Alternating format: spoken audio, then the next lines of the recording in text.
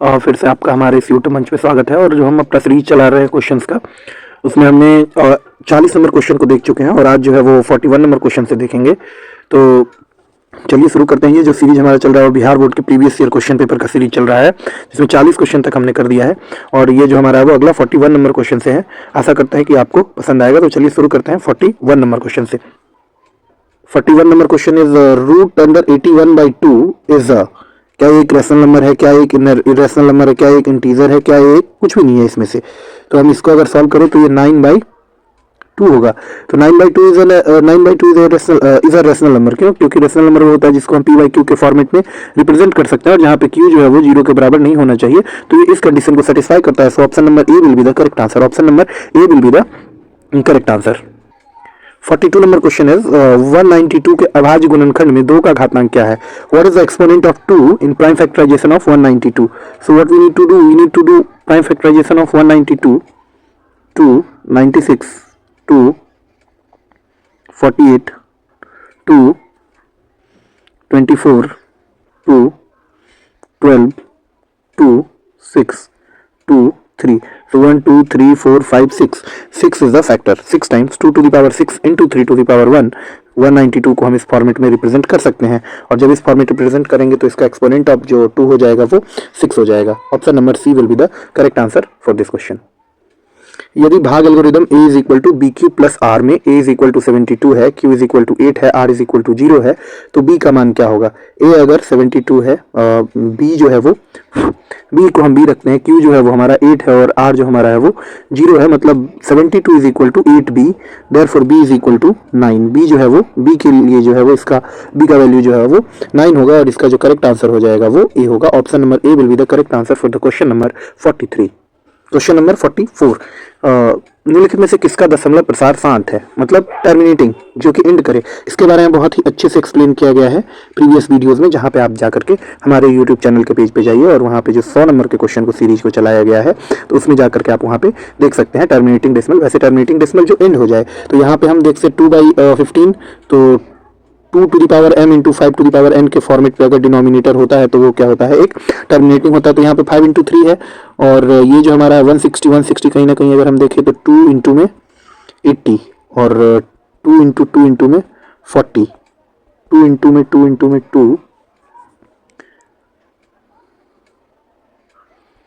Into 10 into 2, 2 into 2 into 2 into 2 into 2 into 5, 2 2 जा 4, 2 जा 8, 2 जा 16, 2 जा 32, 5 जा 160.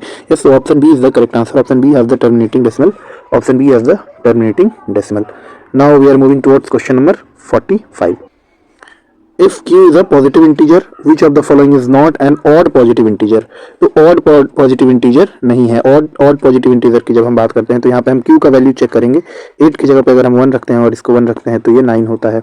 तो नॉट एन ऑड पॉजिटिव, ये एक ऑड पॉजिटिव है, किसी भी केस में ऑड पॉजिटिव आएगा क्योंकि ये जो है वो एक, तो इसमें जो है वो not an odd positive integer, तो ये जो है वो एक ऑड पॉजिटिव इंटीजर नहीं होगा। ये हमेशा क्या होगा? इवन देगा, क्योंकि 8 के साथ जो है वो इवन का ये फैक्टर बना रहा है तो ये हमेशा इवन बनेगा। 8 क्यू के साथ हम कुछ भी रखेंगे तो ये इवन ही बनाएगा। 8 into 1, 8 into 2, 8 into 3, whatever the number we can put, so always we get even. So even one added with the odd, so we will get odd. तो इसमें से ये भी ऑड मिलेगा, ये भी ऑड मिलेगा, ये भी ऑड मिलेगा, बट ये जो है वो ऑड नहीं मिलेगा। तो इसके लिए इसका आंसर जो है वो option number B is the correct. Option number B is the correct. Now we are moving towards the 46 number question.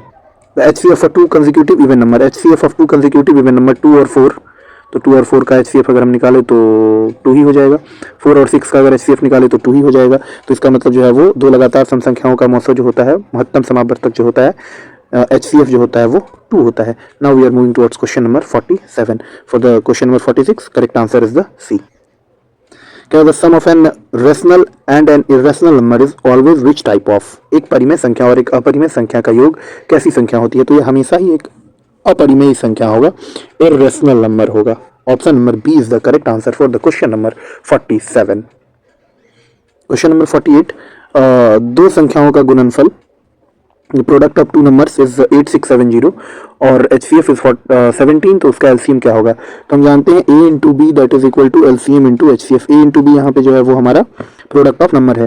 So 8670 is equal to HCF is 17 and LCM we need to find, therefore LCM is equal to 8670 upon में 17, that is equal to 510. 510, yes, 510 is the correct answer for the question number 48. So option D is the correct for the question number 48. Now we are moving towards the question number 49.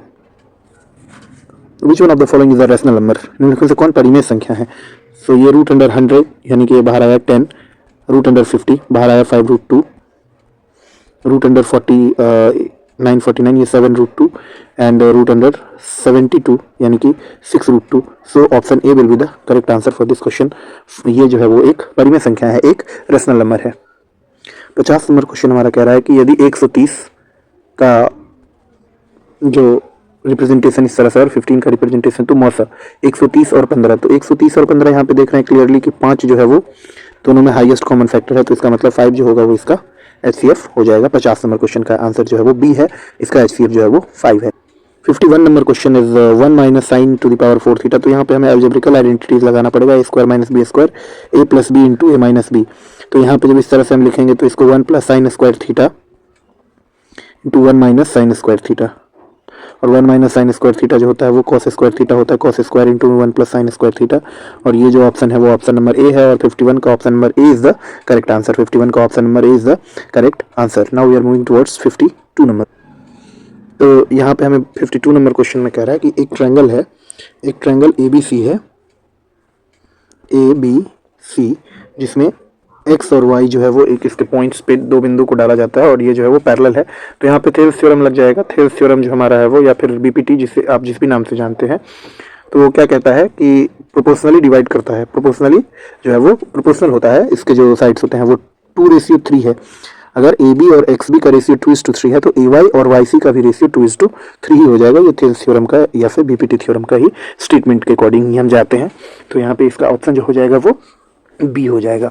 Option number B is the correct answer for the question number 52. Now we are moving towards question number 53. 53 है, कह रहा है दो समरूप त्रिभुजों के क्षेत्रफलों का अनुपात 121 ratio 64 है, तो उनके संगत माध्यिकाओं का अनुपात होगा. तो हम जानते हैं कि किसी भी अगर ये सिमिलैरिटी का अगर हम कॉन्सेप्ट लगाते हैं और वहाँ पे अगर हम देखते हैं कि अगर एरिया का ये कॉन्सेप्ट बनता है, side area of triangle ABC upon में एरिया ऑफ ट्रायंगल PQR जो होता है वो स्क्वायर ऑफ देयर साइड्स होते हैं, स्क्वायर ऑफ देयर साइड्स होते हैं. स्क्वायर ऑफ देयर साइड यानी कि AB का स्क्वायर अपॉन में PQ का स्क्वायर कर दे. और इसी तरह से मीडियन का भी होता है, एल्टीट्यूड का भी होता है, जिसका भी कहें सबका होता है, ये स्क्वायर ही होता है. तो इसका अगर स्क्वायर ये दे रखा है तो स्क्वायर रूट हो जाएगा 11:8. सो 11:8 is the correct answer for the question number 53. 11:8 is the correct answer for the question number 53.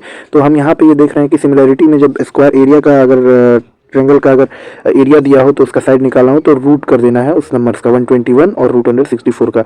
चाहे मीडियन पूछे चाहे एल्टीट्यूड पूछे, किसी भी तरीके से हम इसको ये कर सकते हैं. आप इसका डिटेल एक्सप्लेनेशन पुराने वीडियोस में जो है वो देख सकते हैं कैसा किस लिए होता है, या फिर सिमिलैरिटी का थ्योरम भी आप एक बार खुद से रिवाइज कर सकते हो. 54 नंबर क्वेश्चन में कह रहा है दो समरूप त्रिभुज के परिमाप क्रमशः 30 सेंटीमीटर और 20 सेंटीमीटर है. मतलब पेरीमीटर दो सिमिलर ट्रायंगल्स के जो पेरीमीटर है वो 30 सेंटीमीटर है, 20 सेंटीमीटर है.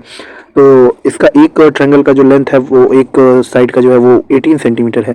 तो दूसरा हमसे पूछा जा रहा है, मतलब हमें पता है कि जब भी सिमिलैरिटी आता है तो रेशियो की बात होती है 3:2 के रेशियो में है. ये 30 सेंटीमीटर और 20 सेंटीमीटर को अगर रेशियो में कन्वर्ट करें तो हमें 3:2 दिख रहा है.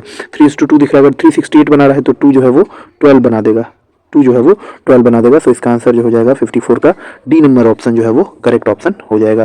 तो जब भी पेरीमीटर वाली बात आती है तो पेरीमीटर भी जो होते हैं वो क्या होते हैं, अगर सिमिलर ट्रायंगल है तो रेशियो में होते हैं, रेशियो में होते हैं.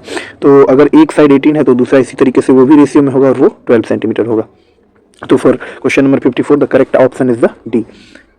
Question number 55 the area of an equilateral triangle is 36√3 centimetre square then its side. तो एरिया ऑफ इक्विलैटरल ट्रायंगल होता है √3/4 into a square, that is equal to 36√3. So √3 is cancel. A square is equal to 36 into 4. Therefore A is equal to 12 centimeter. A is equal to 12 centimeter. So option number C is the correct answer for the given question.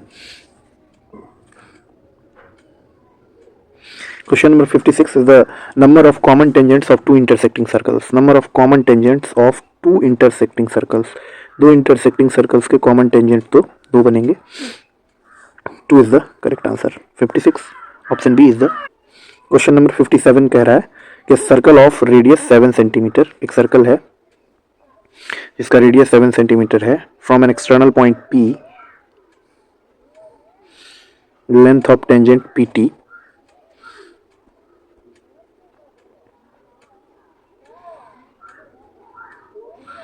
Is 24 centimetre. तो ये हमें पता है कि ये 90 degree बनाता है, क्योंकि एक टेंजेंट से रेडियस पे 90 डिग्री का एंगल बनाता है।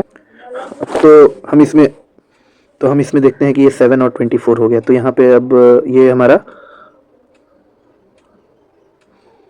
90 डिग्री के सामने वाला हाइपोटेन्यूस है, ये निकालने के लिए तो √7 का स्क्वायर प्लस 24 का स्क्वायर कर देंगे, तो मतलब 49 प्लस 4 76, सॉरी 576, तो √625 बाहर आएगा, तो ये 25 सेंटीमीटर हो जाएगा। तो इसका करेक्ट आंसर जो है वो ऑप्शन नंबर सी हो जाएगा। 57 का option number C is the correct answer.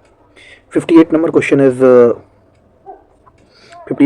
Is किसी बाह्य बिंदु P से वृत्त पर खींची गई एक स्पर्श रेखा की लंबाई 17 सेंटीमीटर है। मतलब कि form an external point P, length of one tangent on a circle is 17 centimetre. तो अगर यहाँ से इसका लेंथ अगर खींचा गया और ये 17 सेंटीमीटर है, तो लेंथ ऑफ अदर टेंजेंट अगर यहाँ से ड्रॉ किया जाएगा तो उसका भी लेंथ जो है वो 17 सेंटीमीटर ही होता है। ये हमारा थ्योरम ही है, और इसी थ्योरम में बताया गया कि एक्सटर्नल पॉइंट से सर्कल के ऊपर खींची गई दो ही खींचा जा सकता है, और दोनों ही टेंजेंट का जो लेंथ होता है वो इक्वल होता है। थ्योरम के थ्रू इसे प्रूव भी किया जा सकता है। सो इसके लिए जो हमारा करेक्ट ऑप्शन हो जाएगा वो 17 सेंटीमीटर हो जाएगा, 17 centimetre for the question number 58।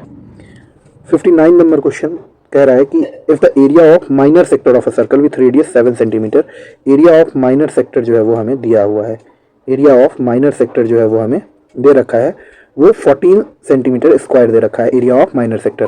Area of major sector पूछा जा रहा है, तो हम जानते हैं कि एरिया ऑफ मेजर सेक्टर जो होता है वो, एरिया ऑफ मेजर सेक्टर जो होता है वो एरिया ऑफ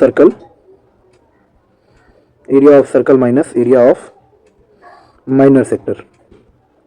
तो इस केस में हम क्या करेंगे, एरिया ऑफ सर्कल अगर 7 सेंटीमीटर का है तो हम जानते हैं 154 सेंटीमीटर स्क्वायर होगा, और 154 में से 14 को सब्ट्रैक्ट कर दिया, यानी कि 140 centimetre square is the correct answer. 140 centimetre square is the correct answer, and this is the correct answer. 59 का जो करेक्ट ऑप्शन है वो ए है। 59 का जो करेक्ट ऑप्शन है वो ए है। Now we are heading towards 60।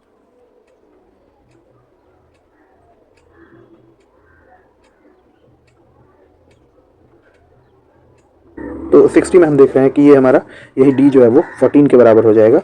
कैसे, तो pi r square is equal to 154 and r square is equal to 7 into 7, r is equal to 7 and d is equal to 14 centimetre. So for the question number 60 A is the correct option, A is the correct option.